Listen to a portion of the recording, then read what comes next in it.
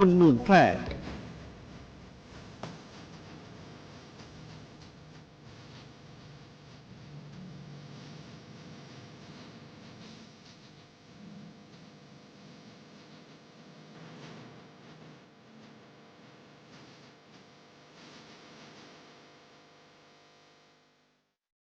สวัสดีค่ะสถานีวิทยุกระจายเสียงแห่งประเทศไทยจังหวัดแพร่ขอเสนอข่าวท้องถิ่นประจำวันอาทิตย์ที่19กรกฎาคมพุทธศักราช2569โดยมีหัวข้อข่าวดังต่อไปนี้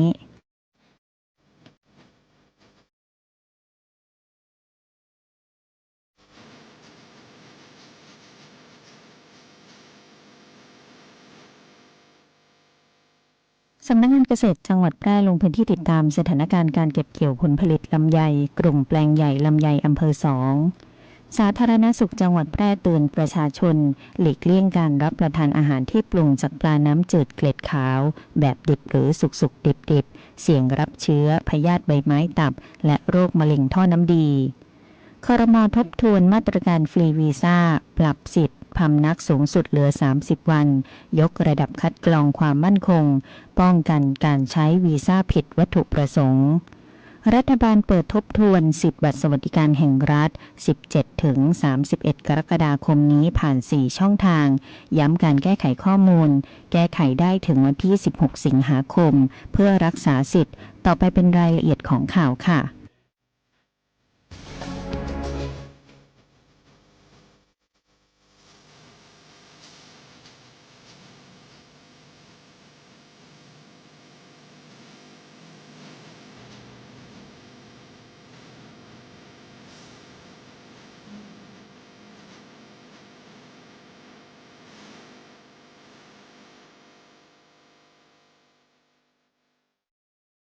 สำนักงานเกษตรจังหวัดแพร่ลงพื้นที่ติดตามสถานการณ์การเก็บเกี่ยวผลผลิตลำไยกลุ่มแปลงใหญ่ลำไยอำเภอ2นางสาวสร้อยเพชรตันติรัตนานนท์เกษตรจังหวัดแพร่มอบหมายให้เจ้าหน้าที่กลุ่มส่งเสริมและพัฒนาการผลิตสำนักงานเกษตรจังหวัดแพร่ร่วมกับเจ้าหน้าที่สำนักงานเกษตรอำเภอ2จังหวัดแพร่ลงพื้นที่ติดตามสถานการณ์การเก็บเกี่ยวผลผลิตลำไยของกลุ่มแปลงใหญ่ลำไยหมู่ที่2ตำบลแดนชุมพลอำเภอ2จังหวัดแพร่และกลุ่มแปลงใหญ่ลำไยตำบลทุ่งน้าวอำเภอ2จังหวัดแพร่ติดตามสถานการณ์การเก็บเกี่ยวผลผลิตสำหรับการคาดการปริมาณผลผลิตลำไยคงเหลือในช่วงเดือนสิงหาคมถึงกันยายน 2569 โดยในเดือนกันยายน 2569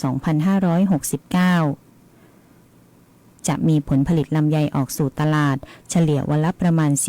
400-500 กิโลกรัม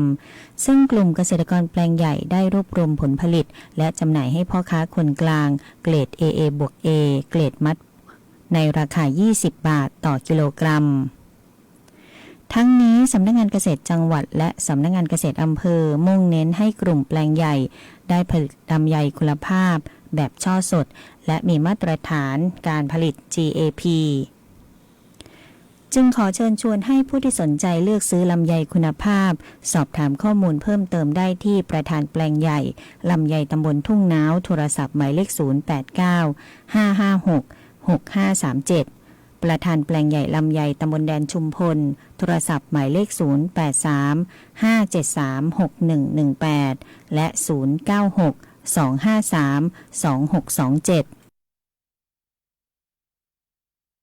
สาธารณสุขจังหวัดแพร่เตือนประชาชนหลีกเลี่ยงการรับประทานอาหารที่ปรุงจากปลาน้ำจืดเกล็ดขาว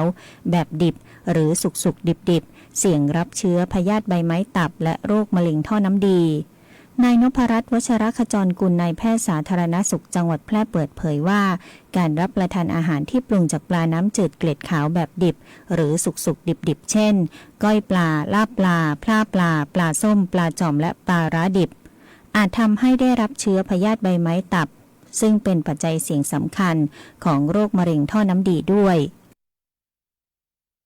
โรคพยาธิใบไม้ตับเกิดจากการรับประทานปลาน้ำจืดเกล็ดขาวที่มีตัวอ่อนพยาธิและปรุงไม่สุกเช่นปลาตะเพียน ปลาซิวปลาสร้อยปลาแก้มช้ำปลาขาวนาและปลากระสูบซึ่งเมื่อตัวอ่อนพยาธิเข้าสู่ร่างกายจะเติบโตและอาศัยอยู่ในท่อน้ำดีทำให้เกิดการอักเสบเรื้อรังของท่อน้ำดีหากติดเชื้อเป็นเวลานานหรือได้รับเชื้อซ้ำหลายครั้งจะเพิ่มความเสี่ยงต่อการเกิดโรคมะเร็งท่อน้ำดีซึ่งเป็นปัญหาสาธารณสุขที่สำคัญของประเทศไทยโดยเฉพาะในพื้นที่ภาคเหนือและภาคตะวันออกเฉียงเหนือทั้งนี้การหมักการดองการแช่น้ำปลาเกลือน้ำมะนาวหรือเครื่องปรุงต่างๆไม่สามารถฆ่าเชื้อตัวอ่อนของพยาธิใบไม้ตับได้วิธีการป้องกันที่มีประสิทธิภาพคือการปรุงอาหารให้สุกด้วยความร้อนอย่างทั่วถึง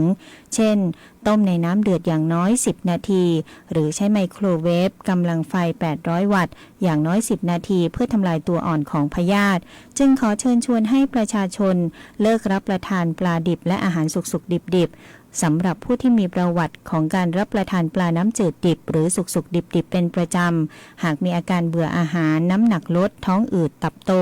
อาหารไม่ย่อยจุกเสียดหรือรู้สึกแน่นท้องใต้ชายโครงขวา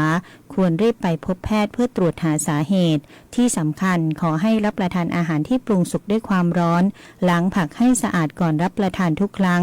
ถ่ายอุจจาระในส้วมที่ถูกสุขลักษณะและตรวจอุจจาระตรวจหาไข่พยาธิปีละ1ครั้งเป็นประจำทุกปีหากมีข้อสงสัยสอบถามข้อมูลเพิ่มเติมได้ที่สายด่วนกรมควบคุมโรคโทร1422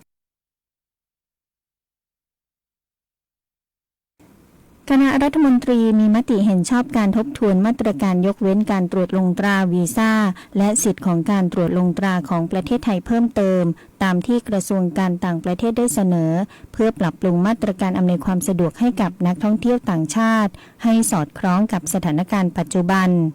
และควบคู่กับการยกระดับมาตรการด้านความมั่นคง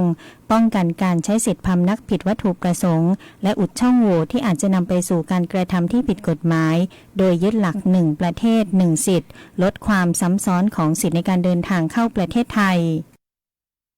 สาระสำคัญของการปรับมาตรการในครั้งนี้คือการยกเลิกสิทธิยกเว้นการตรวจลงตราที่อนุญาตให้พำนักได้ไม่เกิน60วัน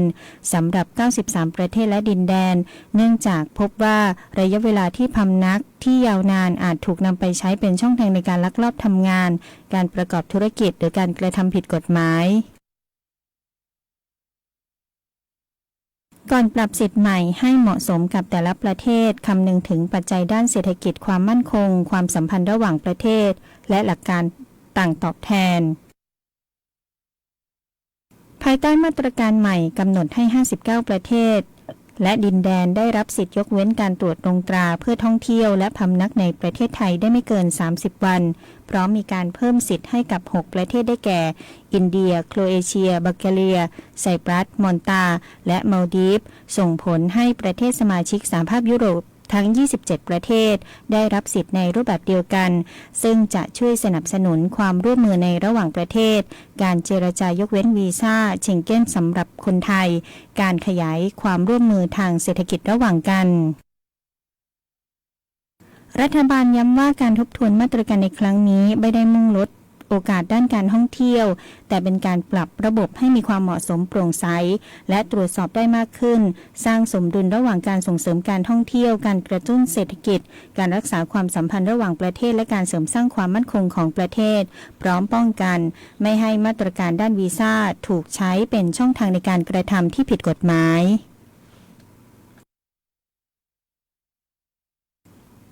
รัฐบาลเปิดทบทวนสิทธิบัตรสวัสดิการแห่งรัฐ17-31 กรกฎาคมนี้ผ่าน4ช่องทางย้ำแก้ไขข้อมูลได้ถึง16สิงหาคมเพื่อรักษาสิทธิรัฐบาลภายใต้การนำของนายอนุทินชาญวีรกูลนายกรัฐมนตรีได้เปิดให้ผู้ลงทะเบียนโครงการสวัสดิการแห่งรัฐปี 2569 ที่ไม่ผ่านการพิจารณาคุณสมบัติสามารถยื่นขอทบทวนสิทธิ์ได้ตั้งแต่วันที่ 17-31 กรกฎาคม 2569 เปิดโอกาสให้ประชาชนได้ตรวจสอบข้อมูลแก้ไขข้อคลาดเคลื่อนและการรักษาสิทธิ์ของตนเองโดยสามารถดำเนินการได้ผ่าน4ช่องทางที่รัฐบาลจัดเตรียมไว้เพื่ออำนวยความสะดวก ผู้ที่มีสิทธิ์ยื่นทบทวนสามารถดำเนินการได้ผ่านหน่วยรับลงทะเบียนของธนาคารทั้ง 5 แห่งได้แก่ธนาคารกรุงไทยธนาคารออมสินธนาคารเพื่อการเกษตรและสหกรณ์การเกษตรธนาคารอาคารสงเคราะห์และธนาคารอิสลามแห่งประเทศไทยหรือผ่านเว็บไซต์ของโครงการสวัสดิการแห่งรัฐเว็บไซต์บัตรสวัสดิการแห่งรัฐแอปพลิเคชันเป๋าตังและแอปพลิเคชันทางรัฐทั้งนี้ผู้ที่ยื่นทบทวนสิทธิ์แล้วหากได้รับการแจ้งให้แก้ไขข้อมูลหรือยื่นเอกสารเพิ่มเติมจะต้องดำเนินการด้วยตนเองที่หน่วยงานตรวจสอบคุณสมบัติที่เกี่ยวข้องภายในวันที่ 16 สิงหาคม 2569 มิฉะนั้นอาจจะส่งผลต่อการพิจารณาสิทธิ์การเปิดให้ทบทวนสิทธิ์ในครั้งนี้เป็นการเปิดโอกาสให้ผู้ที่อาจจะได้รับผลกระทบจากข้อมูลที่ไม่สมบูรณ์หรือมีข้อคลาดเคลื่อนได้รับการตรวจสอบข้อมูลอีกครั้งเพื่อให้การพิจารณาเป็นไปอย่างถูกต้องโปร่งใสและเป็นธรรมโดยขอทบทวนต้องผ่านการตรวจสอบคุณสมบัติตามหลักเกณฑ์ของโครงการเช่นเดิมรัฐบาลให้ความสำคัญกับการดูแลผู้ที่มีรายได้น้อยและการเข้าถึงบัตรสวัสดิการแห่งรัฐอย่างเป็นธรรมจึงขอเชิญชวนให้ผู้ที่ไม่ผ่านการพิจารณาคุณสมบัติตรวจสอบผลและยื่นทบทวนสิทธิ์ภายในระยะเวลาที่กำหนดพร้อมติดตามการแจ้งแก้ไขข้อมูลหรือเอกสารอย่างใกล้ชิดเพื่อไม่ให้เสียสิทธิ์ที่พึงได้รับกราบก้มบังคมบาทปิยราชธิดาพระเสด็จสู่ฟ้าปวงประชาร่ำให้ครวญนาพระกรณียกิจในดวงจิตทวินหวนทุกเร้าเศร้าในสวงพระคือดวงใจไทยสารคดีแสงเพชรส่องล่าเจ้าฟ้าพัชรกิติยาภาตอนกีฬาเพื่อสุขภาพและสังคมสมเด็จพระเจ้าลูกเธอเจ้าฟ้าพัชรกิติยาภานเรนทิราเทพยวดีกรมหลวงราชสารินีสิริพัฒน์มหาวชิรราชธิดาทรงให้ความสำคัญกับการออกกำลังกายและเล่นกีฬามาโดยตลอดทรงเป็นนักกีฬาขี่ม้าที่มีพระปรีชาสามารถทรงฝึกซ้อมอย่างหนักและทรงเข้าร่วมการแข่งขันระดับนานาชาติหลายรายการทรงคว้าเหรียญรางวัลและสร้างชื่อเสียงให้กับประเทศไทยพระองค์ทรงแสดงเห็นถึงความมุ่งมั่นและวินัยในการฝึกซ้อมทรงเชื่อว่ากีฬาเป็นมากกว่าการแข่งขันแต่เป็นเครื่องมือในการฝึกฝนร่างกายและจิตใจให้แข็งแกร่งนอกจากจะทรงเล่นกีฬาเพื่อสุขภาพแล้วพระองค์ยังทรงใช้กีฬาเป็นเครื่องมือในการพัฒนาคุณภาพชีวิตของประชาชนทรงจัดกิจกรรมกีฬาเพื่อส่งเสริมให้เด็กและเยาวชนหันมาออกกำลังกายและใช้เวลาว่างให้เป็นประโยชน์ทรงเห็นว่ากีฬาสามารถสร้างวินัยความสามัคคีและความมีน้ำใจนักกีฬาได้เป็นอย่างดีทรงเป็นแบบอย่างในการใช้ชีวิตที่สมดุลทั้งในการทำงานและการดูแลสุขภาพไปพร้อมๆกันสมเด็จพระเจ้าลูกเธอเจ้าฟ้าพัชรกิติยาภานเรนทิราเทพยวดีกรมหลวงราชสารินีสิริพัฒน์มหาวชิรราชธิดาโปรดการแข่งขันกีฬาคือสัญลักษณ์ของความมุ่งมั่นและความไม่ย่อท้อขอให้แบบอย่างอันทรงคุณค่านี้ที่ยังคงอยู่ในใจของประสบกนิกรไทยตลอดไป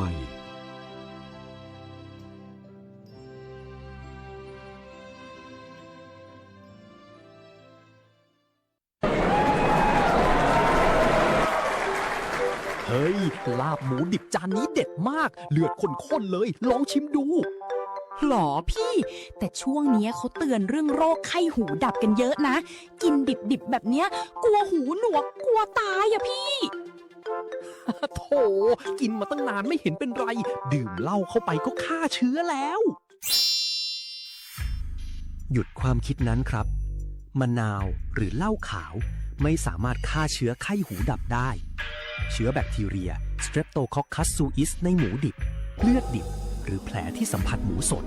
สามารถทำให้เกิดเยื่อหุ้มสมองอักเสบติดเชื้อในกระแสเลือดจนหูหนวกถาวรหรือเสียชีวิตได้ในไม่กี่วันข้อมูลจากกองระบาดวิทยาพบผู้ป่วยและผู้เสียชีวิตอย่างต่อเนื่องทุกปีโดยเฉพาะผู้สูงอายุผู้มีโรคประจำตัว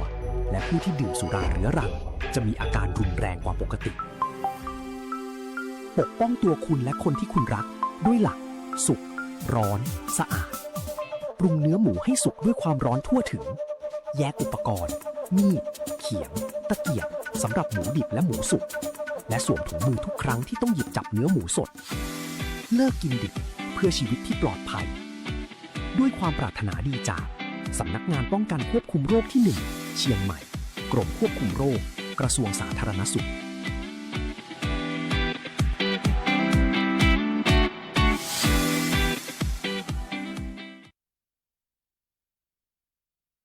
มาติดตามพยากรณ์อากาศจากสถานีอุตุนิยมวิทยาแพร่ในช่วงวันที่ 20 ถึง 25 กรกฎาคม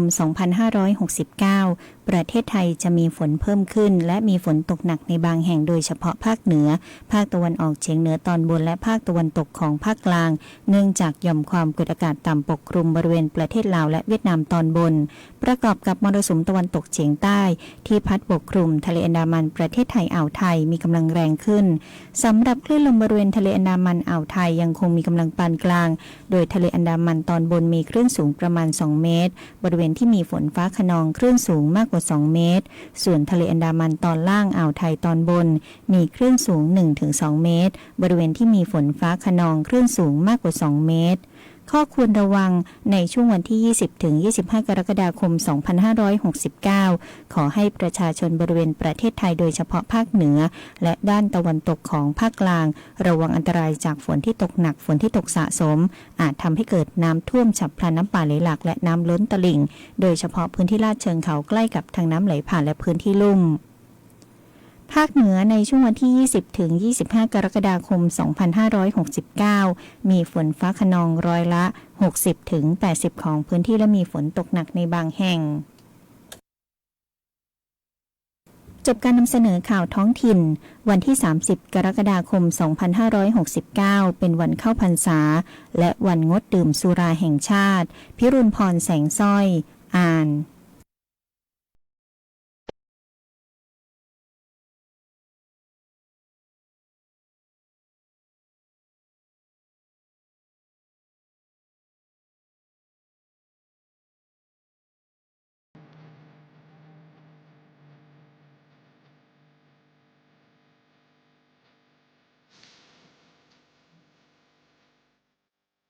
เลิกคุยกับคนทั้งอำเภอเพื่อเธอคนเดียว พี่นี่มันเข้าพรรษาไม่งดเหล้าบ้างเหรอ ไม่หัวใจพี่อ่อนแอง ดเหล้าเข้าพรรษาไม่พักใจก็พักตับพักไตบ้างเถอะครับ ทุกครั้งที่ดื่มเซลล์ตับยิ่งทำงานหนักและถูกทำลายมากขึ้นเกิดภาวะพังผืดและเป็นแผลในเนื้อเยื่อตับใจไม่แข็งตับแข็งนะครับสินเชื่อสวัสดิการเป็นสินเชื่อเพื่อที่อยู่อาศัยสำหรับลูกค้าสวัสดิการที่หน่วยงานทำข้อตกลงโครงการสวัสดิการเงินกู้ที่อยู่อาศัยประเภทไม่มีเงินฝากกับธนาคารไม่ว่าจะซื้อที่ดินปลูกสร้างอาคารต่อเติมซ่อมแซมถ่ายถอนจำนองที่ดินซื้ออุปกรณ์สิ่งอำนวยความสะดวกเพื่อประโยชน์ในการอยู่อาศัยหรือจะกู้เพิ่มผ่อนชำระไม่น้อยกว่า3ปีและไม่เกิน40ปีโดยอายุผู้กู้รวมกับระยะเวลาที่ขอกู้ต้องไม่เกิน70ปีอัตราดอกเบี้ยตามเงื่อนไขที่ธนาคารกำหนดสนใจติดต่อได้ที่ธนาคารอาคารสงเคราะห์ใกล้บ้านแอดไลน์ GHB Buddy หรือโทร 054-621-490-5 ทอส.แพร่พร้อมให้บริการคุณ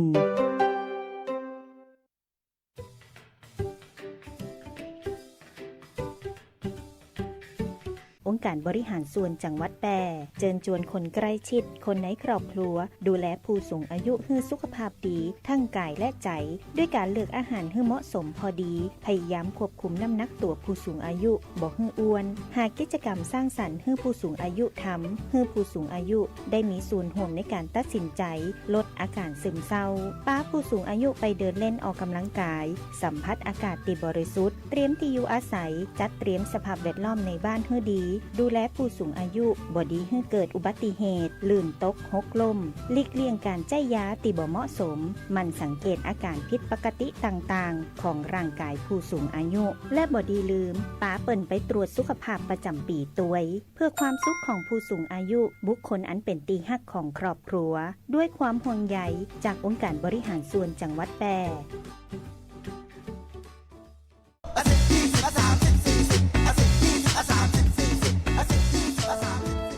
ถ้าความเร็วบนท้องถนนในชุมชนเป็นตัวเลขเหล่านี้ก็คงดีแต่ในความเป็นจริงยังมีผู้ขับขี่ใช้ความเร็วสูงและการขับรถเร็วเกินกฎหมายกำหนดยังเป็นสาเหตุหลักที่ทำให้เกิดอุบัติเหตุเดินทางถึงบ้านอย่างปลอดภัยขับขี่ด้วยความใส่ใจอย่าขับเร็วอย่าขับซิ่งขับขี่ปลอดภัยลดความเร็วลดอุบัติเหตุด้วยความปรารถนาดีจากกองทุนเพื่อความปลอดภัยในการใช้รถใช้ถนนและสำนักงานขนส่งจังหวัดแพร่